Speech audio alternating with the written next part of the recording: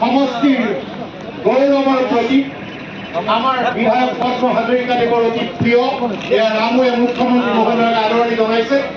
এই ৰামুৱে যেতিয়া বনাঞ্চলৰ পৰা ওলাই আহি বনৰীয়া হাতীয়ে তাণ্ডৱ চলায়, তেতিয়া ৰাইজক সহায়ৰ হাত আগবঢ়াবলৈ আগবাঢ়ি যোৱা এয়া আমাৰ মৰমৰ ৰামু। আজিৰ পৰা মাত্ৰ 2 বছৰ আগতে গোৱালপাৰাৰ ৰংজুলিত যেতিয়া ৰাজেন নামৰ হাতীটোৱে আতংকৰ সৃষ্টি কৰিছিল, তেতিয়া ৰামুৱে গৈ ৰাজেনক কৰায়ত্ব কৰি ৰাইজক এই তাণ্ডৱৰ পৰা উদ্ধাৰ কৰিছিল।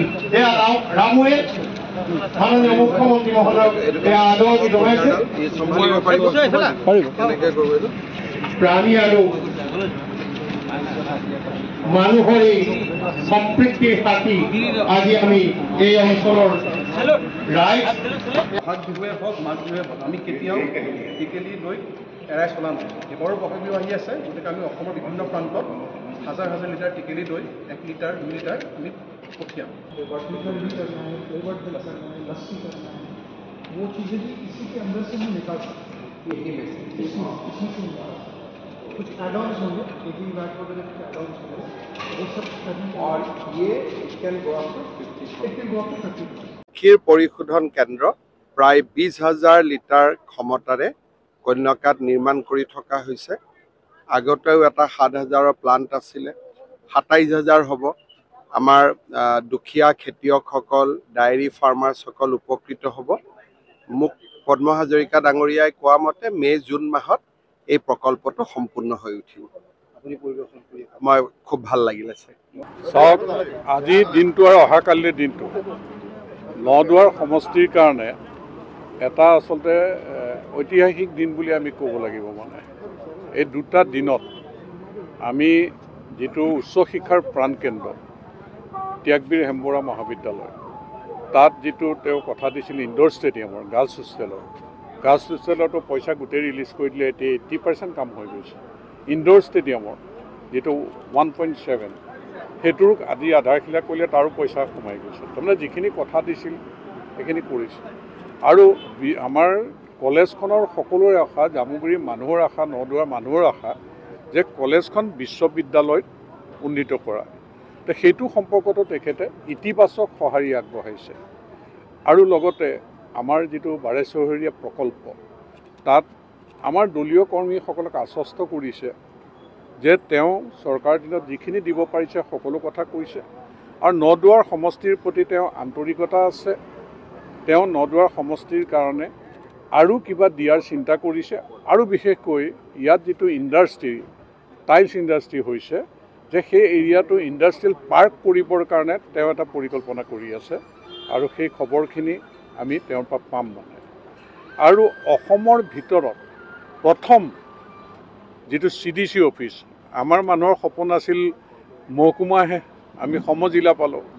20 কোটি টকাৰ বিল্ডিংটোৰ অহা কালিলৈ তেওঁ 10 বজাত ইয়াত তেওঁ আধাৰশিলা স্থাপন কৰিব, প্ৰথম অসম। আৰু আমাৰ যিটো মূলাগাভৰু মৈদাম চতিয়া অঞ্চলত, এই কথাটো ৰাইজে দাবী কৰি আছিল। আৰু মৈদাম যে হয়, এই কথাটো এটা স্বীকৃতি আমাৰ চৰকাৰৰ ফালৰ পৰা আমি পাইছোঁ। এইকাৰণে যে 40 লাখ টকা সেই মৈদামটো সুৰক্ষিত কৰিবৰ কাৰণে আগবাঢ়িছে। তাৰ কাম ইতিমধ্যে আৰম্ভ কৰিছে। কালিলৈ তেখেতে গৈ ৰাতিপুৱা 8টা বজাত মূলাগাভৰু মৈদাম, 10 বজাত ইয়াৰ মিটিঙত হাজিৰ হ'ব। 8টা বজাতে মূলাগাভৰু মৈদাম। আৰু 117 বছৰ গৰাকা অসমৰ প্ৰথম মুকলি বিহু মাধুৰী আহঁতৰ মুকলি বিহু তোলা, সেই আহঁত গছজোপা তেওঁ নিজে প্ৰত্যক্ষ কৰাৰ ইচ্ছা প্ৰকাশ কৰিছে আমি জনোৱাত। গতিকে অহাকালিলৈ ৰাতিপুৱা 2টা খবৰ যে 1 মূলাগাভৰু মৈদাম, 2 মাধুৰী আহঁতৰ তলৰ বিহু মেলা, আৰু 3 অসমৰ ভিতৰত প্ৰথমটো CDC অফিচ 20 কোটি টকাৰ বিল্ডিঙৰ তেখেতে আধাৰশিলা স্থাপন কৰিব। আৰু লগতে মডেল স্কুল যিখন CBSE দিছে, সেইখন CBSE মডেল স্কুলৰ কালিলৈ আধাৰশিলা স্থাপন কৰিব। আৰু তেখেতৰ মুখেৰে কালিলৈ নদুৱাৰ সমষ্টিত আমি হয়তো কিছু খবৰ পাম। গতিকে সেইটো আমি আশাৰে বাট চাইছোঁ। সেইকাৰণে কৈছোঁ আজিৰ দিনটো আৰু অহাকালি দিনটো আমাৰ কাৰণে এটা ঐতিহাসিক দিন। আৰু আমি হেপী এইকাৰণে যে তেখেতে আমাৰ কন্যাকা পৰিয়ালে যিখিনি কাম কৰি আছোঁ, তেখেতে প্ৰত্যক্ষ কৰিছে এই পেষ্টৰাইজ প্লাণ্টটো আমাৰ যদিও 8,000 লিটাৰৰ আছিলে এইটো 20,000লৈ উন্নীত কৰাৰ ক্ষেত্ৰত তেখেতে আমাক সহায় কৰিছে আৰু এইটো সোনকালে নিৰ্মাণ কৰি উঠাত তেখেতৰ ফালৰ পৰা যিখিনি সহযোগিতা আগবঢ়াব লাগে আগবঢ়াব গতিকে আমি গোপালকসকলৰ স্বাৰ্থও সুৰক্ষিত হ'ব গাখীৰৰ বজাৰৰ অভাৱ ইয়াত নহ'ব গাখীৰখিনি আমি ক্ৰয় কৰি সমগ্ৰ অসমতে আমি বাই প্ৰডাক্ট যিখিনি কৰিব পাৰোঁ গাখীৰৰ বজাৰখন আমি দখল কৰিবলৈ সক্ষম হ'ম আৰু ইয়াতে দুগ্ধ বিপ্লৱৰ এটা যাত্ৰা আমাৰ সমষ্টিৰ পৰা আমি কৰিবলৈ ভৰলী পৰিয়া কন্যাকা এই যাত্ৰাটো আমি সক্ষম হ'ম গতিকে মুখ্যমন্ত্ৰী ডাঙৰীয়াৰ আশীৰ্বাদ থাকিলে আমি হয়তো নিবনুৱাসকলক সংগঠিত ৰূপত আগুৱাই নিবৰ কাৰণে ইয়াত ইণ্ডাষ্ট্ৰী কৰিবৰ কাৰণে পথাৰ বজাৰ দখল কৰিবৰ কাৰণে আমি সক্ষম হ'ম